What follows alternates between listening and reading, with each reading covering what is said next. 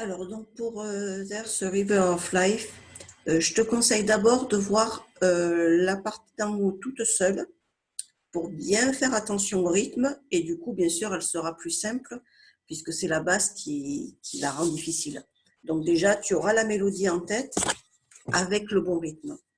Donc, je te fais une fois cette mélodie. Après, elle n'a rien de spécial. Dans les notes, tu vas les retrouver facilement.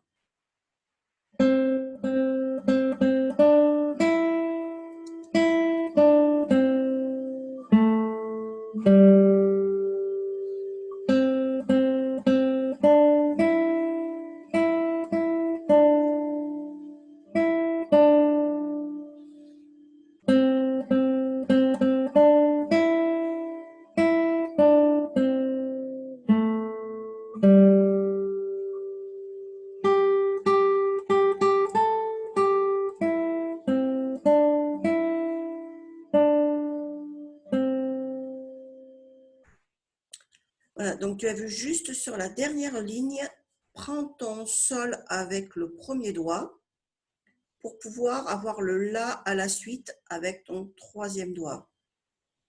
Tu auras un mi-corde à vide juste avant qui te permettra de changer de position. Donc troisième position, premier doigt sur le sol. La troisième doigt, je reviens avec le 1 sur le sol. Mi-corde à vide, hop, je remonte. Voilà, c'est tout pour la mélodie.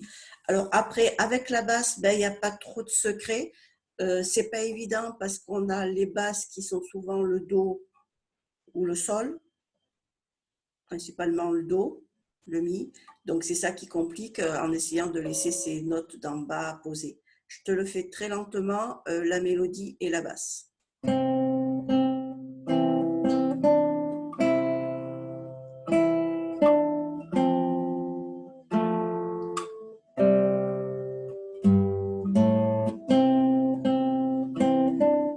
Pardon, je reviens.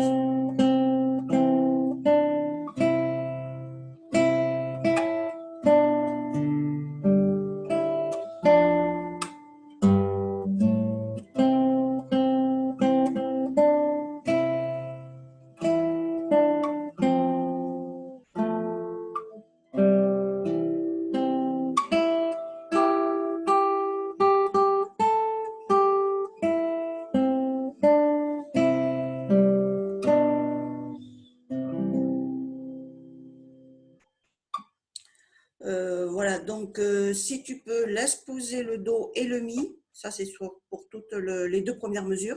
Tu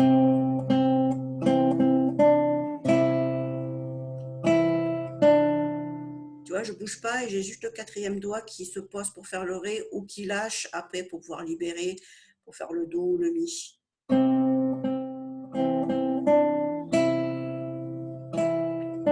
Et là, je lâche, je descends mon troisième doigt sur le Do. Voilà. Ça, on le retrouve à toutes les lignes, en fait. Hein. C'est les morceaux irlandais où on a souvent la même mélodie, la même ritournelle qui va se répéter avec des enchaînements, avec des variations. Et quand c'est joué à plusieurs instruments, les instruments vont se rajouter. Et voilà. Donc, c'est le principe de ces morceaux irlandais. Sur la dernière ligne, donc quand je te parlais tout à l'heure du sol sur la troisième case, du coup, ton Mi, la basse, qui n'est pas très basse, mais elle va se faire sur la deuxième corde avec le troisième doigt. Alors du coup, ne bute pas bien sûr ta première corde. Ah, je monte un peu la guitare. Ne bute pas ta première corde, sinon tu ne peux pas jouer les deux en même temps. Voilà, et on retrouve ce qu'on disait tout à l'heure, c'est-à-dire sur le Mi corde à vide, tu lâches pour revenir en première position. Si ce Mi te gêne parce qu'il est très proche de la haute, tu peux, pourquoi pas, jouer avec le Mi grave. Donc si je repars sur la mesure d'avant, c'est-à-dire la dernière mesure de la troisième ligne, tu aurais... Et là, je fais avec le Mi grave.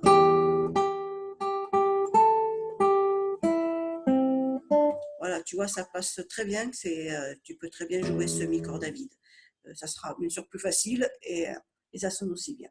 Voilà ce que... Oui, pour le dernier accord, oui, donc là, je l'ai arpégé en posant chaque doigt sur sa corde, pouce, 5e corde, index, 4e corde, majeur, 3e corde et annulaire, 2e corde. Mes doigts sont posés sur la corde Do majeur et je vais faire partir mes doigts les uns après les autres. Voilà, je mets un petit peu plus haut.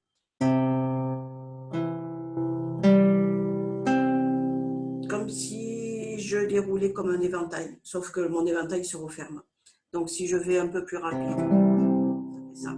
Et je peux le faire après plus rapide. Voilà, ça finit bien le morceau. Surtout sur un morceau doux comme ça. Sinon, on peut aussi l'arpéger avec le pouce. Comme ça. Attention de bien t'arrêter, de buter ton pouce sur la première corde, de ne pas le jouer semi. Il ne serait pas faux, mais l'accord serait moins conclusif. Voilà. Donc ton pouce, tu le laisses descendre, tu peux le jouer même par là, ça fait plus doux. Voilà. Et tu le butes sur la première corde pour ne pas la jouer. Voilà pour celui-là de morceau. Je t'envoie une autre vidéo pour l'autre morceau.